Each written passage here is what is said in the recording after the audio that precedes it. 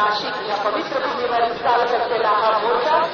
माझ्या महिला भगिनी, माझे महाराज, माझे आव्हान, माझी मित्र आज या रस्त्यावर पावले टाकतात, पुढे चालतात. हा क्रांतीचा समुद्र उचलतोय आणि हा उचलणाऱ्या समुद्रामध्ये लाट आली आहे माझ्या प्रत्येक मराठा माणसाच्या मनातल्या आत्मक्लेशाची, असंतोषाची आणि ही लाट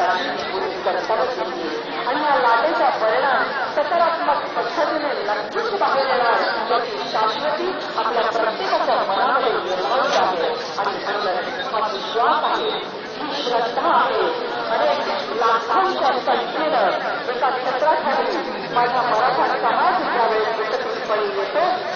त्यावेळेस या ठिकाणी भगवंत आहे, या ठिकाणी ईश्वर आहे, या ठिकाणी शक्ती आहे आणि या ठिकाणी मराठा माझा हृदयामध्ये आणि अंतःकरणामध्ये अजूनही सत्ता